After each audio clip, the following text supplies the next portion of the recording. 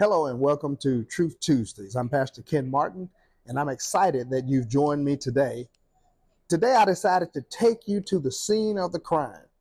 I won't disclose my location, but some of you will probably guess it.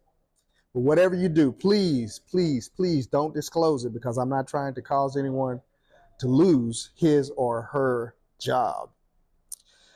Well, let me explain. A few years ago, my truck would not start. I think it had a bad fuel pump, or maybe it had a clogged fuel filter. So my mechanic, who is the absolute best mechanic in the world, best in the West, best in the East, he visited me right here at the spot of the crime inside this garage. Now, when he got here, he saw, several Bentleys, some Mercedes-Benz cars, as well as SUVs. There were some BMWs lined up near my parking spot, a few Lexuses. There was one Alfa Romeo, as I recall it, and then there was a slew of Land Rovers. Now, my mechanic, who is from the Ukraine, said to me, there are millions of dollars of automobiles and SUVs in this place. He said, but this place is ghetto. That's how he said it. He said, this place is ghetto. Now, why would he call it ghetto? Well, it was because of stuff like this.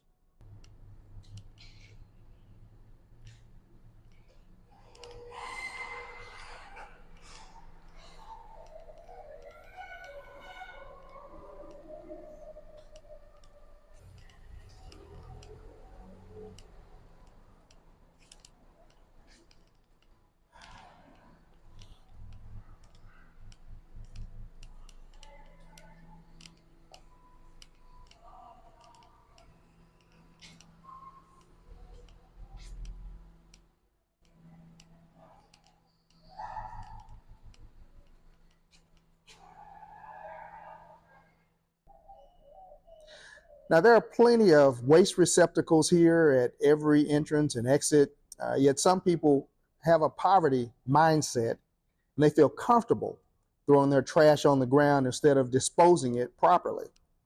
They feel comfortable living in refuge, in mess, and they have no problem stepping over it. They'll drop trash by their car and then come back and walk right over without picking it up, without feeling anything, because they are used to poverty.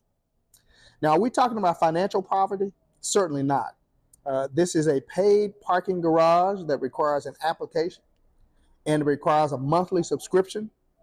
They have expensive cars here, and they pay a lot of money to park inside this exclusive garage. But there are still people who have poverty mindsets. I didn't say poverty bank accounts, I said poverty mindsets.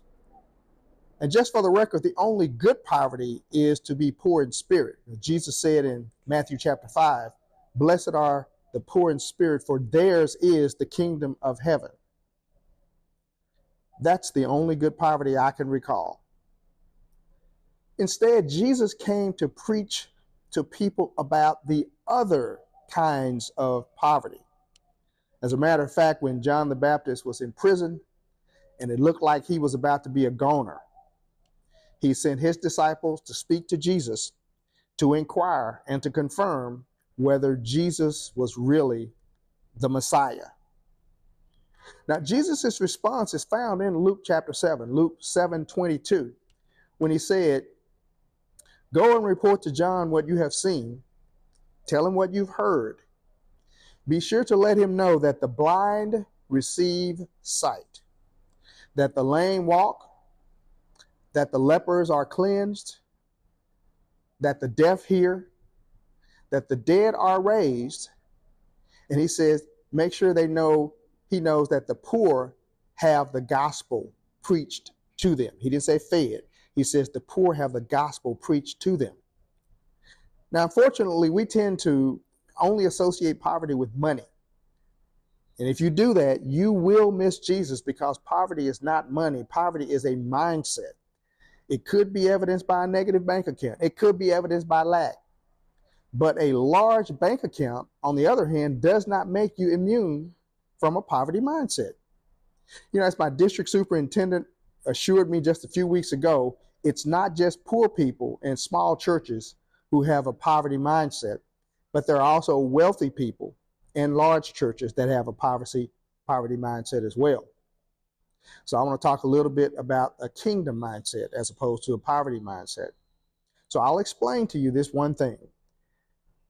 This is true whether you are on a fixed income or you have more than enough money, whether you have more than enough retirement funds, pensions, income streams, investments, businesses to last you 2 lifetimes.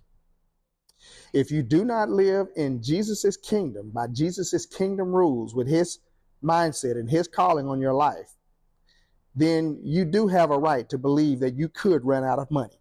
If you're not living in the kingdom the way he tells you to, then you should expect that you may run out of resources and opportunities.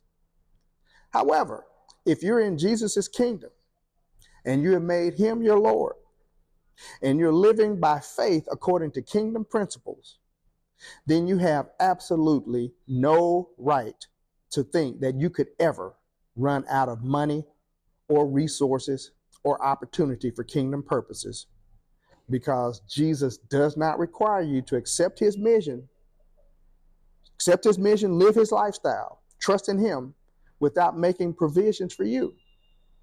The Father simply does not want you to trust his Son and then let you go under. Instead, he makes sure that you have all of your need supplied according to his riches and glory. And that's just the truth, the whole truth, and nothing but the truth. Stop being afraid and being limited by what you see in fear. Instead, walk by faith and not by sight. That's 2 Corinthians 5:7. And whatever you do, don't forget to like, share, and subscribe, as the case may be. I am so excited that you joined me today, and I shall look forward to seeing you again for another Truth Tuesday. May God bless you and keep you. That is my